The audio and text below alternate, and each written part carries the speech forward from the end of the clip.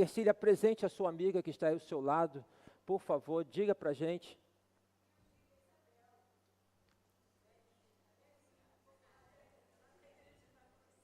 Amém. A irmã Isabel, a conheci lá na Igreja Batista de Itacuruçá, quando eu fui lá falar no congresso. E ela veio e sentou ao meu lado, né? E ela trouxe um caderno. Ela tem um caderno com vários pedidos de oração. Muitos. E ela trouxe... Hã? Tá aí o caderno, né? Ó, tem um montão de gente aqui, hoje vai querer fazer fila para colocar aí, tá? E é uma mulher de oração e é uma alegria poder tê-la aqui conosco, tá bom? Deus abençoe. Como todos que estão aqui, como aqueles que estão cultuando conosco pela internet, o irmão Roberto, mais uma vez, se está conosco aí dos Estados Unidos, Deus te abençoe, você, irmã linda, a todos.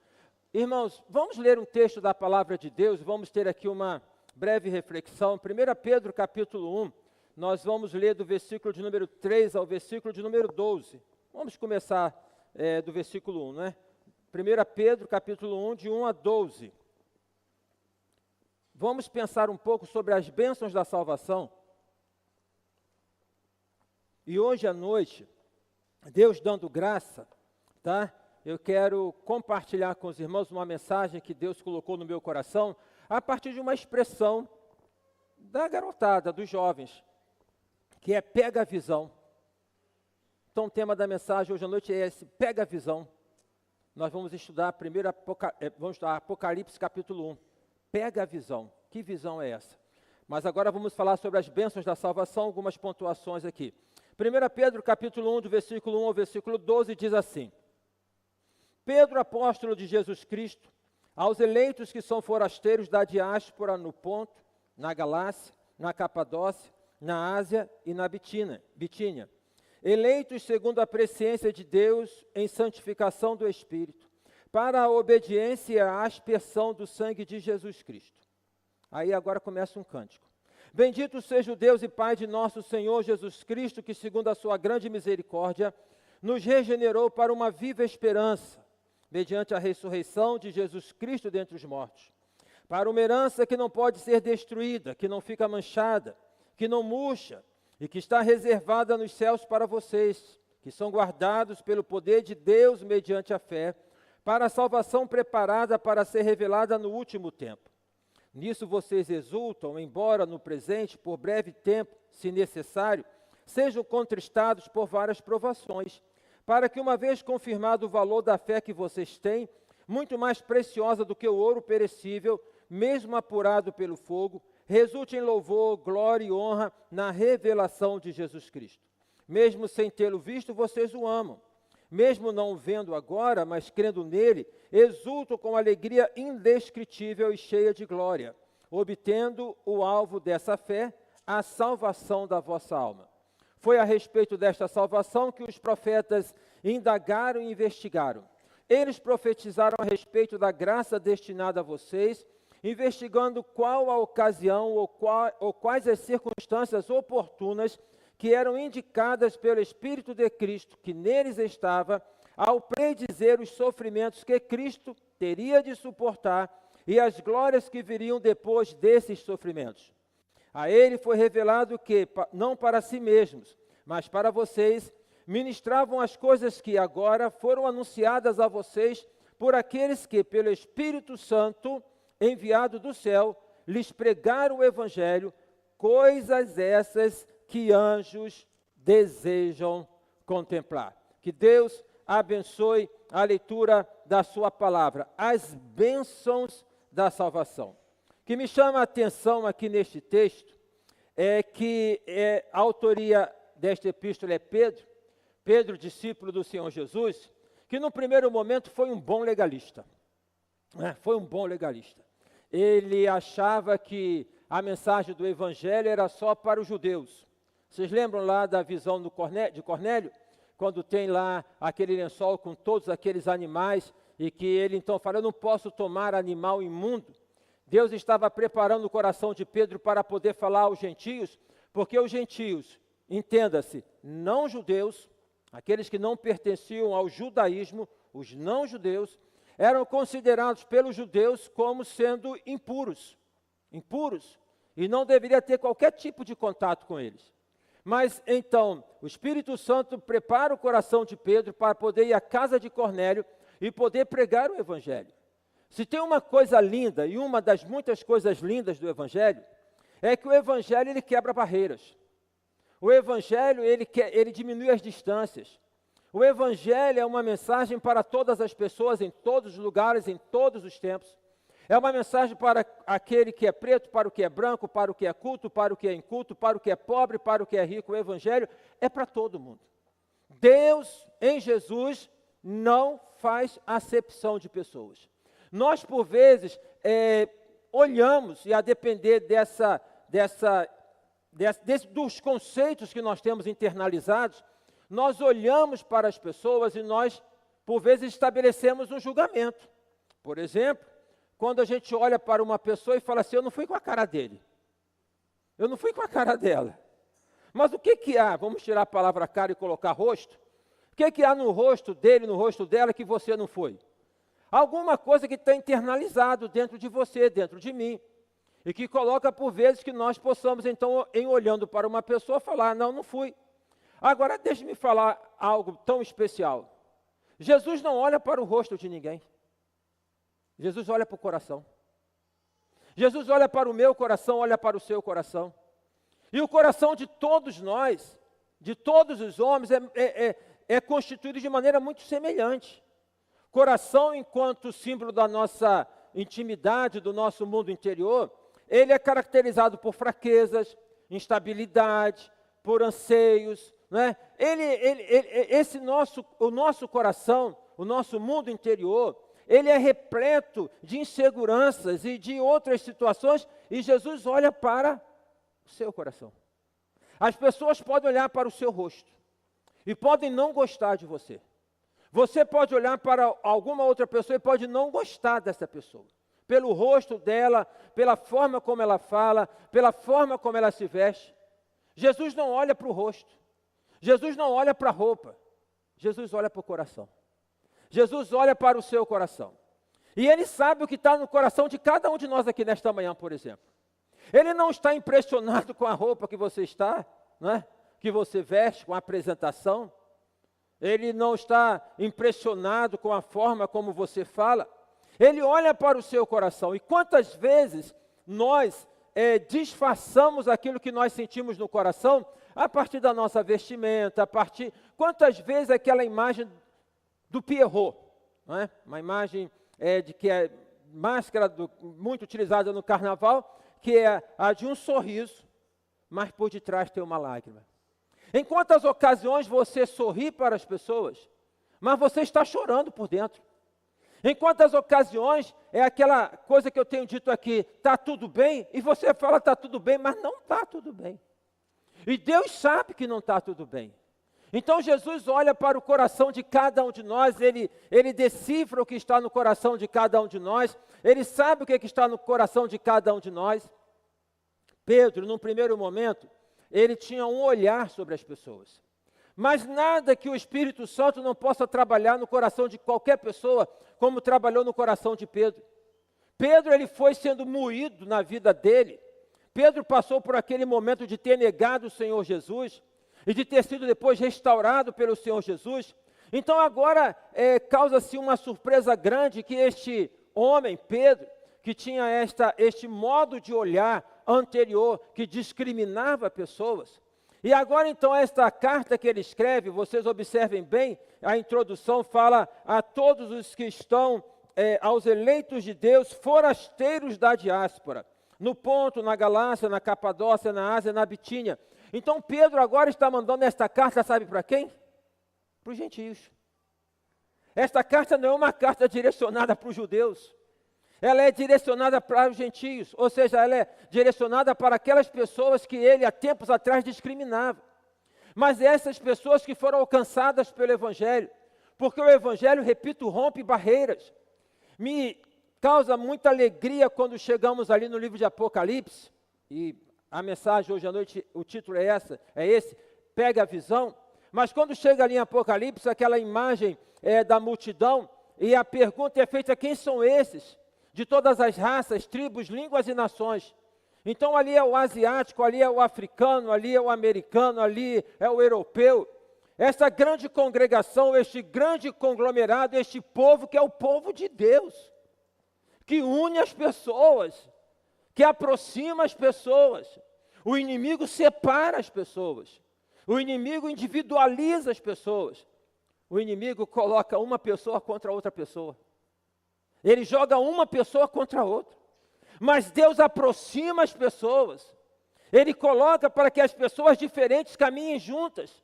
Então, esta, digamos, pluralidade do céu, as pessoas de todas as raças, tribos, línguas e nações, porque o que há em comum em todas elas é que todas elas, independente do lugar em que elas vieram, elas tinham vestes brancas.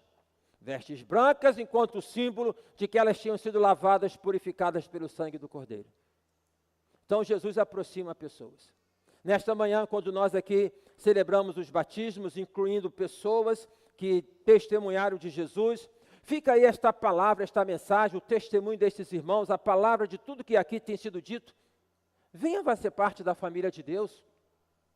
Venha fazer parte da família de Deus. Vamos andar juntos. Vamos estar juntos, servindo juntos ao Senhor, glorificando o nome dEle. Então Pedro escreve esta carta a esses crentes que estão espalhados na diáspora. A diáspora é a dispersão. Espalhados por conta de quê? Por conta da perseguição. Porque o evangelho, o cristianismo, e lá no início não tem ainda cristianismo da maneira que a gente tem e constitui hoje. A esse tempo, nos primeiros séculos, a denominação, não de denominação de instituição, mas a caracterização é de seguidores do caminho. Então as pessoas, os crentes, os convertidos eram chamados de seguidores do caminho. Qual o caminho? O Senhor Jesus. Porque o próprio Jesus Cristo disse: há um só Senhor, há um só Salvador, há um só batismo. E ele também disse: eu sou o caminho, eu sou a verdade, eu sou a vida, ninguém vem ao Pai senão por mim. Então, dessa maneira, Pedro está falando para esses irmãos, agora não tem mais esta barreira, e a mensagem que ele apresenta para esses irmãos é uma mensagem de ânimo, porque esses irmãos estavam sofrendo por conta da perseguição. No início, poder sustentar a fé no Senhor era um desafio muito grande, ainda hoje é, mas não da maneira que era lá, pelo menos aqui no nosso país, graças a Deus por isso, amém? Não é? Infelizmente, em alguns outros lugares não é assim, porque o evangelho é sempre muito ameaçador, né? O evangelho ameaça o poder, ameaça os poderosos, porque o evangelho ele vai aproximando pessoas, ele vai envolvendo pessoas, então isso constitui por vezes uma ameaça. E o evangelho ele cresce dentro dessa ameaça, esses crentes são dispersos. Imagina você na sua casa e de repente você tem que fugir, você tem que deixar a sua casa, tem que deixar o seu bairro, tem que deixar a sua cidade, você tem que fugir, porque você é jurado de morte. Jurado de morte por quê? Porque você crê em Jesus. Jurado de morte porque você tem a fé no Senhor Jesus. Então, dentro desse contexto, Pedro, ele escreve esta carta para poder animar esses irmãos, e nesta introdução ele coloca aquilo que eu aqui interpreto como sendo as bênçãos da salvação. É um cântico, ele começa: bendito seja o Deus e Pai de nosso Senhor Jesus Cristo. Essa expressão, bendito seja o Deus e Pai de nosso Senhor Jesus Cristo, ela tem semelhança com uma expressão que é uma das orações do judaísmo. Mas há um elemento aqui que faz toda a diferença e que é introduzido e que é novo.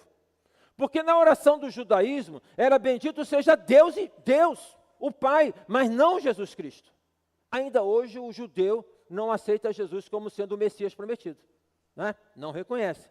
Então aqui a introdução que Pedro faz nesta declaração, nesta oração, é bendito seja o Deus e Pai de nosso Senhor Jesus Cristo. É Jesus Cristo esta pedra angular, é Jesus Cristo este ponto que faz essa diferença, é Jesus Cristo em que tudo está calcado, é a partir de Jesus Cristo que quebra as distâncias, que elimina então aquilo que é da ordem dos juízos, é em Jesus Cristo na revelação dele. Bendito seja o Deus e Pai de nosso Senhor Jesus Cristo. Então a primeira bênção da salvação é a bênção que nós temos a partir do Senhor Jesus.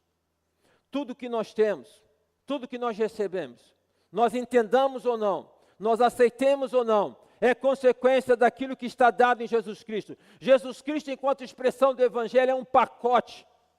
É um pacote. A salvação é um pacote, no sentido de tudo aquilo que nós na vida precisamos. Repito, o que eu disse anteriormente, o que eu tenho dito em algumas ocasiões. Salvação não é tapete vermelho. Crer no Senhor Jesus não é o entendimento que não vai mais passar dificuldade. Crer no Senhor Jesus não é entendimento que a partir do momento que você creu, você passa a ser rico. Que você não é dessa ordem. A salvação é para além daquilo que é dado no campo do material, muito embora não despreze o material. No hebraico e para o hebreu, no Velho Testamento, salvação está muito atrelada à palavra shalom. Shalom é uma palavra que denota o que é paz. Só que a palavra shalom, enquanto é paz, assim por nós entendida, é muito mais do que nós podemos falar de paz, e até muito mais, se é que a gente pode falar que paz é pouca coisa, né? Mas a shalom tem a ver com paz, shalom tem a ver com saúde, shalom tem a ver com bem-estar, shalom, portanto, tem a ver com salvação. Então, uma salvação, aquilo que em Jesus nós temos enquanto paz, nós temos enquanto os recursos que Ele nos confere para sustentar, nós temos então a condição de, mesmo entendendo que neste mundo, nesta caminhada, nós somos forasteiros. Nós somos forasteiros. Aqui não é nossa morada. Eu ontem preguei na igreja do Meia, e aí eu falei lá que o deserto não é lugar para construir tenda. Não, desculpa, no deserto não é para poder construir edifício. No deserto se constrói tenda. No deserto não se constrói prédio. No deserto é tenda, é movimento. Na nossa vida é movimento. E aí uma referência ao pregador internacional que esteve aqui no domingo passado à noite. Se lembra dele? Do pregador Tiago Desidério? Em que ele nos trouxe a expressão do livro de Eclesiastes, que tudo é vaidade debaixo do sol. Então, aquilo que por vezes nós colocamos todas as fichas, é muito da vaidade. A salvação contempla-nos no aqui e no agora, mas ela não está restrita no aqui e agora. A salvação é um recurso que nós temos agora para que possamos vencer as adversidades, para que possamos vencer as lutas. Nós temos neste exato momento um irmão nosso, que é o irmão Mário, que a igreja tem orado, que tem lutado pela vida já aí, talvez caminhando para um mês, numa situação muito complicada, num tumor que ele tinha no cerebelo, de uma cirurgia que ele fez, que depois dessa cirurgia, então, ele está num estado como que semi-vegetativo. Inclusive, nesta semana, talvez, há de ser submetido a mais uma cirurgia. E ao lado dele está a irmã Lucila. Devemos orar pelo Mário e orar pela irmã Lucila, que é a esposa. Imagina você, quando tem um parente seu sofrendo, imagina o pai do Rodrigo tendo o Rodriguinho. Mandou mensagem para mim agora há pouco, falando que fez uma tomografia ontem e que, graças a Deus, não acusou nada. Mas que estava com muita dor de cabeça, muitas dores, e que aí foi sedado, e que agora, talvez já tenha terminado, foi feita uma nova ressonância, né? Ultrassonografia, ressonância, tá? Imagina a questão de um pai estar ali ao lado do filho, numa situação tão complicada. Então está ali a irmã Lucila, e às vezes que eu passo, e frequentemente eu e Simone passamos mensagens para ela, ela fala: pastor, a situação é essa, mas eu estou confiante. E como que nós vamos falar para uma pessoa, frente a um quadro tão adverso, que ela deve se preparar para o pior? Não se prepara para o pior, se prepara para o melhor, é crer o tempo todo, confiar o tempo todo. Então a salvação é esse recurso em Jesus Cristo, e somente através de Jesus Cristo. Não há nada fora de Jesus Cristo para que nós possamos receber esse pacote, não é?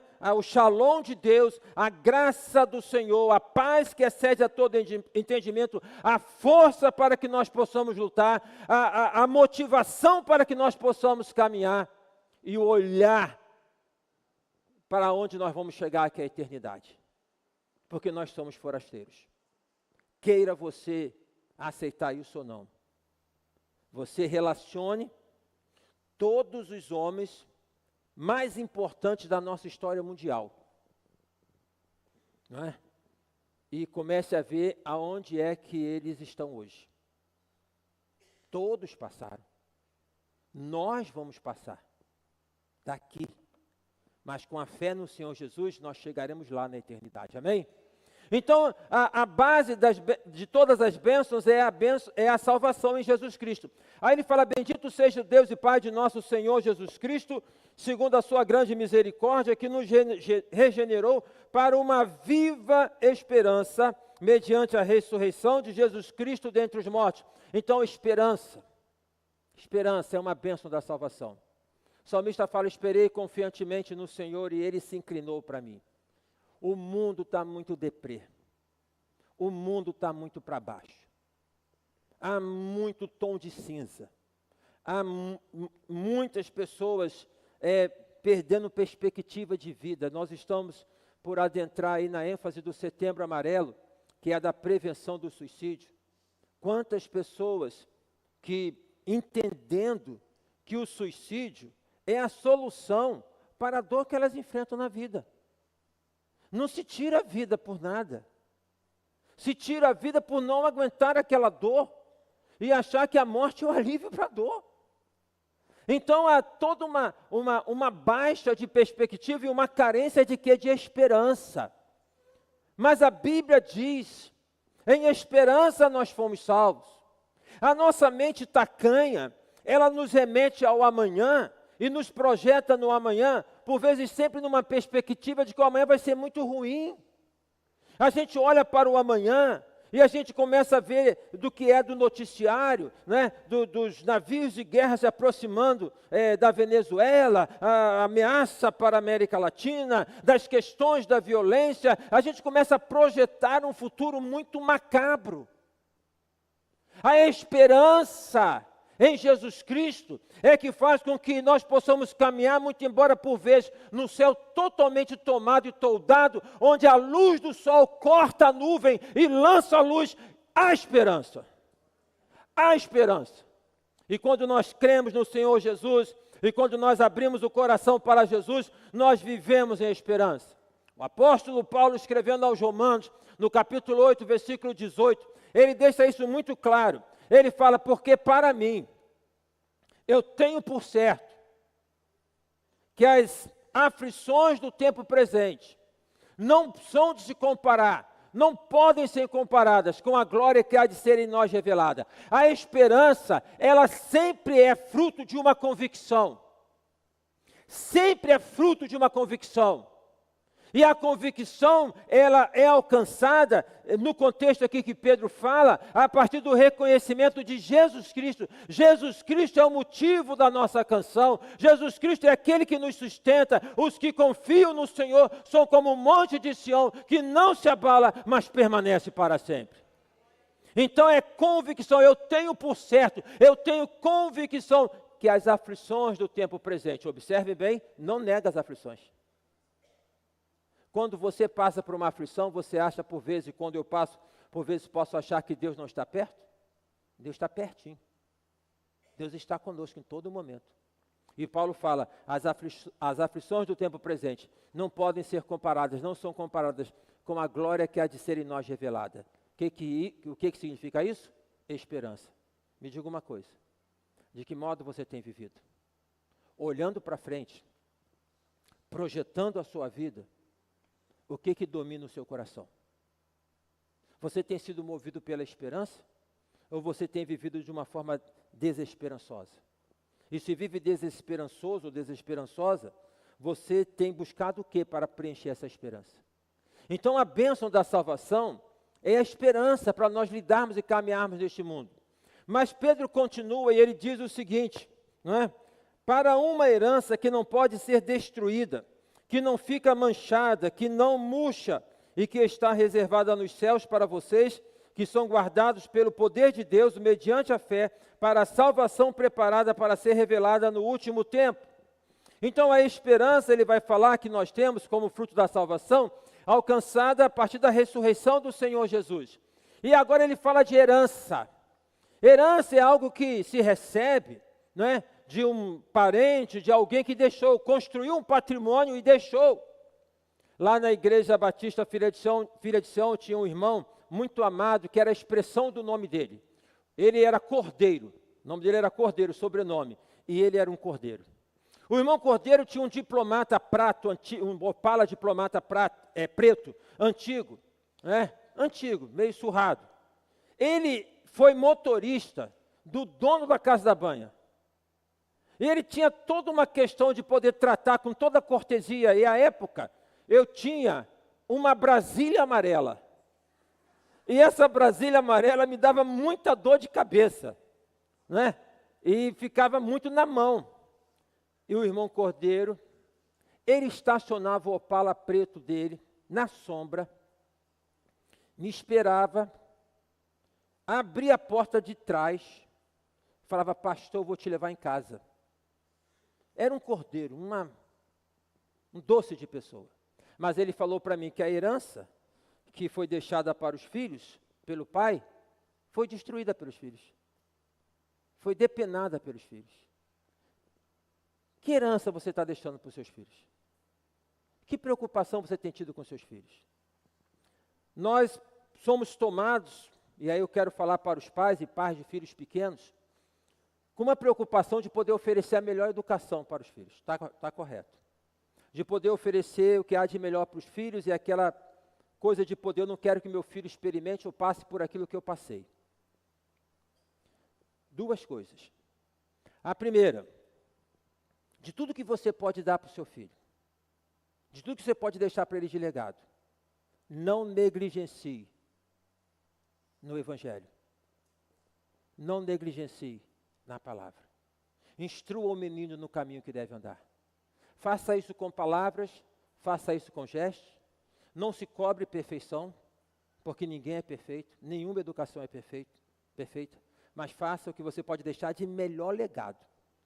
Porque se está difícil hoje, vai ficar mais difícil amanhã. E é preciso que tenha a base do Evangelho. Segunda coisa que eu quero colocar, não é? É de que, nesse afã de poder não repetir, e aí, pegando carona, você vê como é que a tua mensagem me fez pensar nessa semana, pegando carona no que foi dito semana passada, no culto de domingo à noite, é que lá está dito em Eclesiastes: tudo que já foi, voltará a ser.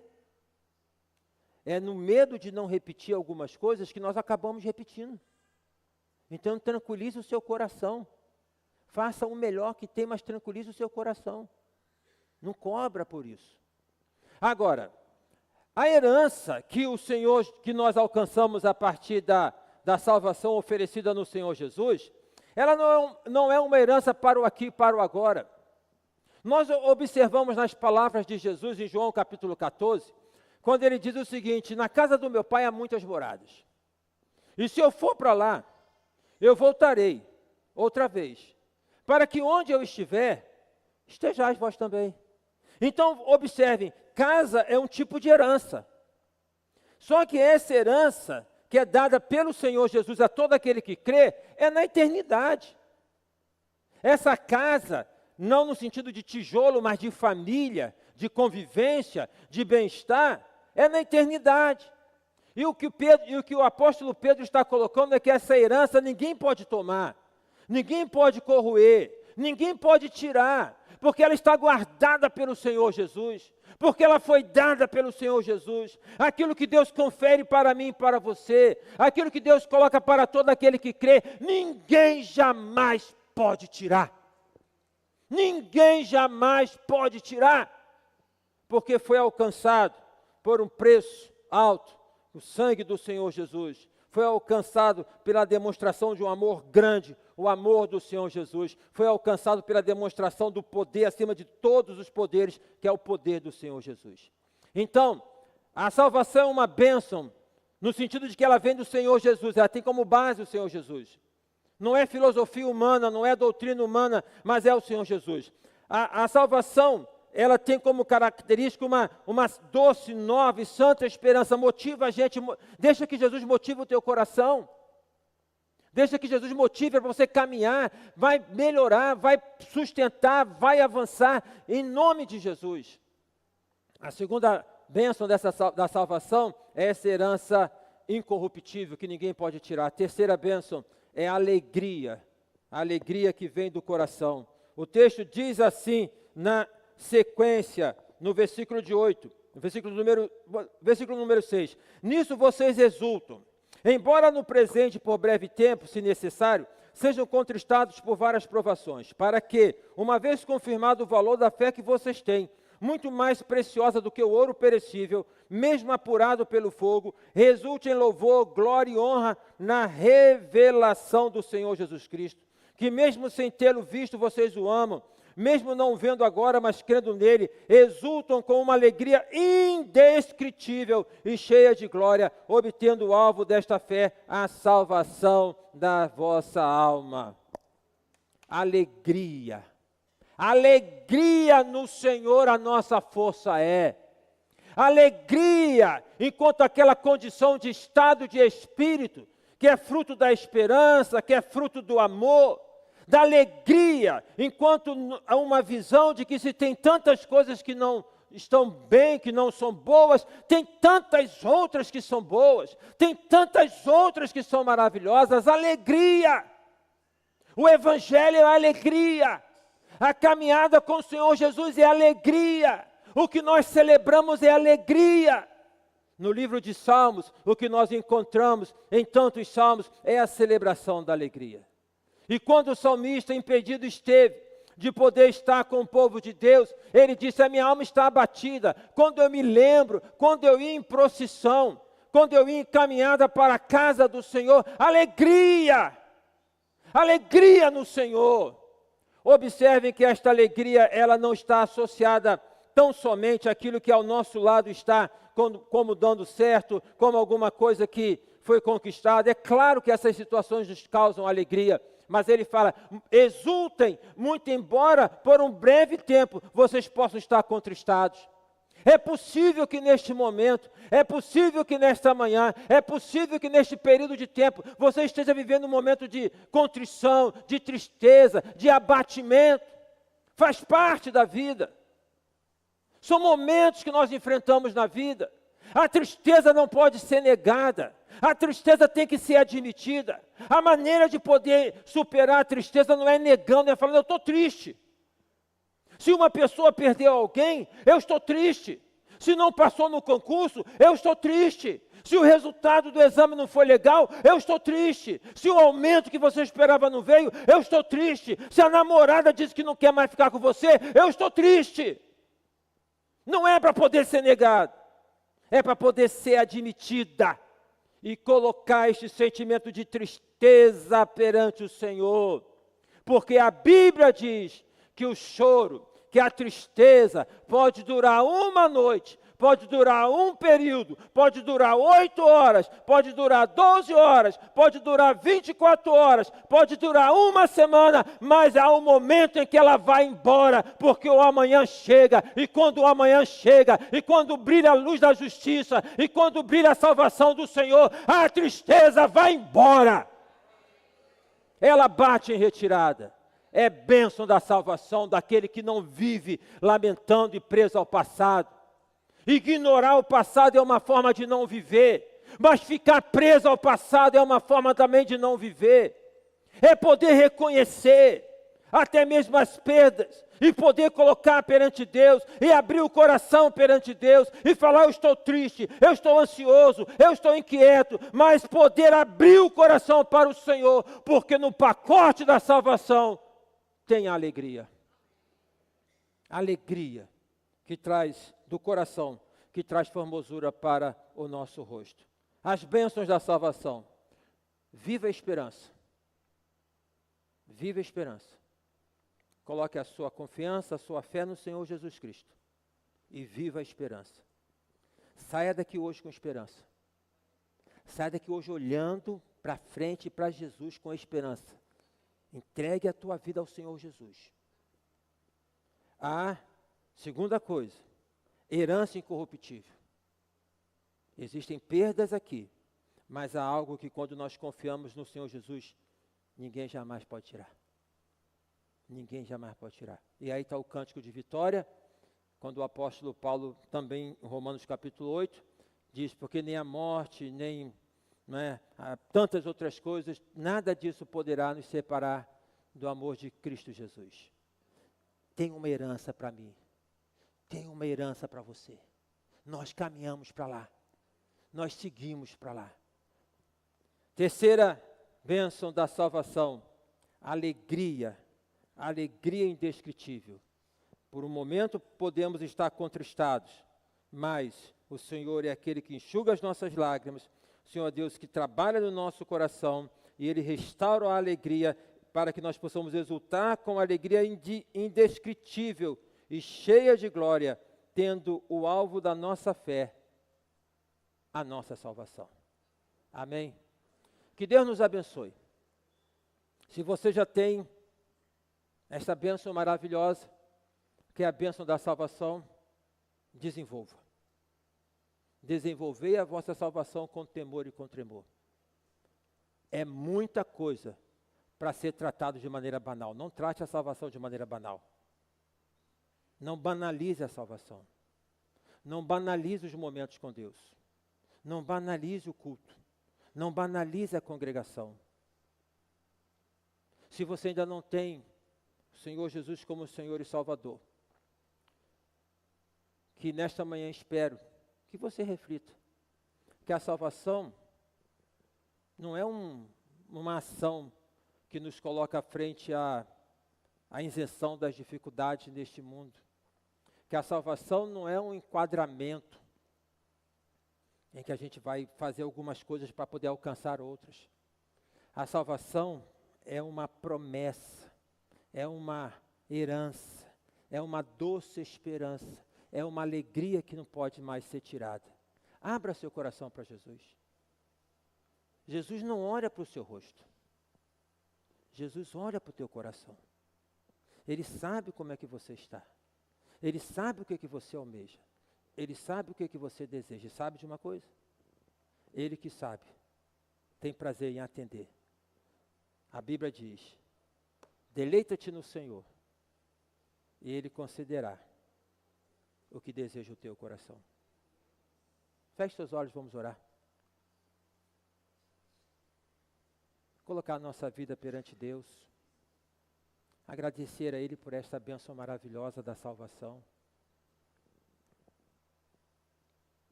Naquilo que o Espírito Santo coloca e colocou neste culto para cada um de nós aqui, para você que está cultuando.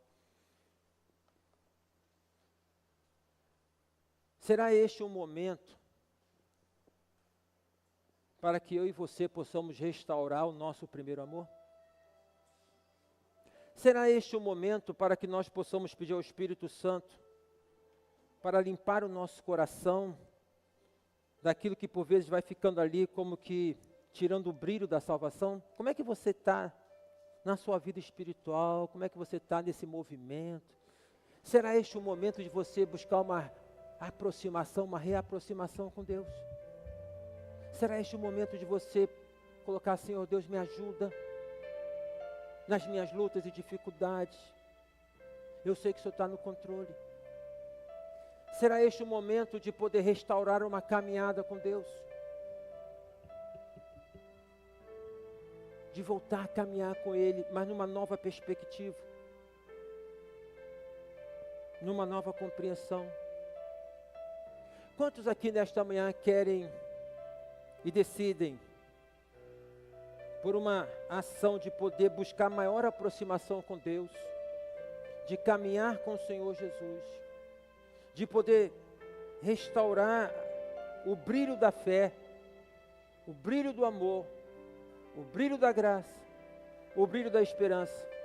Quantos aqui querem um movimento novo na sua vida espiritual com Cristo? Levante a mão onde você está. Eu quero. Levante bem alto a mão. Deus abençoe. Deus te abençoe. Pode levantar bem alto a mão onde você está. Deus abençoe. Em nome de Jesus, eu quero. Deus abençoe. Alguém nesta manhã que deseja voltar para o Senhor Jesus? Um dia caminhando, mas parou e agora quer voltar, levante a mão, quero voltar. Eu quero voltar na minha caminhada com Jesus. Tem alguém aqui nessa condição? Tem alguém? Eu quero voltar a caminhar com Jesus. Alguém aqui nesta manhã, que entendendo a bênção da salvação, que é para além de conceitos humanos, que é para além de enquadramento humano, mas é o shalom de Deus, a paz, a alegria, a esperança, o amor, a motivação, a vida eterna. Alguém nesta manhã que quer entregar a vida ao Senhor Jesus, levante a mão bem alta. Eu quero entregar minha vida ao Senhor Jesus. Alguém aqui hoje que ainda não tomou esta decisão, quer fazer isso? Levante a mão. Eu quero entregar minha vida ao Senhor Jesus.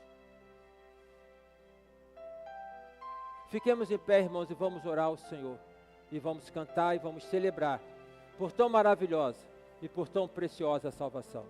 Feche seus olhos. Senhor Deus, Pai querido, Pai amado, agradecidos somos, ó Deus, pelo Teu imenso amor para com todos nós. O Senhor, Pai, que não olha para a nossa aparência, mas olha para o nosso coração. O Senhor que nos tirou e que nos tira do lamaçal, como disse o salmista, tirou-me de um largo de lama e perdição e colocou os meus pés sobre uma rocha. O Senhor que nos tirou da individualidade, do individualismo e nos colocou numa família que tem nome, família de Deus, onde, ó Pai, nós nos confraternizamos, onde nós compartilhamos, onde nós nos alegramos com os que se alegram, onde nós choramos com os que choram. O Senhor que nos trouxe uma nova perspectiva de vida, ó Deus, de uma vida, ó Pai, abundante que começa aqui e agora, mas que não se resume nesse aqui e nesse agora. Tantas coisas boas o Senhor tem nos dado e muitas tem ainda para nos dar, mas a plenitude, ó Pai, só na eternidade contigo. E nós caminhamos na perspectiva do apóstolo Paulo, ou devemos caminhar na perspectiva do apóstolo Paulo, quando ele disse, deixando as coisas que para trás ficam, e olhando para as que estão diante de mim, eu prossigo para o alvo, pela soberana salvação em Cristo Jesus. Que nós possamos então assim caminhar de cabeça erguida, olhando para o alto, de onde vem o nosso socorro, do Senhor Jesus, do céu, da eternidade. E assim, ó Pai, vivemos, ó Pai, esperançosos, e assim vivemos, ó Pai, renovados pela Tua presença. Seja a Tua graça sobre cada um de nós, sobre a Tua congregação aqui. Ó Deus, que tantas outras vidas possam se achegar ao Senhor, possam encontrar em Ti o alento, o renovo, a motivação. Ó Deus, que tantos outros batismos venham, que nós, ó Pai, incansáveis sejamos na pregação do Evangelho, que nós pratiquemos, ó Pai, aquilo que é nos dado como missão, que é o discipulado, é um com outra pessoa, um acompanhando uma outra pessoa. Ó Deus, dê graça, renova-nos na Tua presença, abençoe a todos que estão conosco, os amigos dos nossos irmãos, os parentes dos nossos irmãos, os irmãos nossos, a Tua bênção sobre cada um de nós, em nome de Jesus que nós oramos, em nome de Jesus, amém e amém.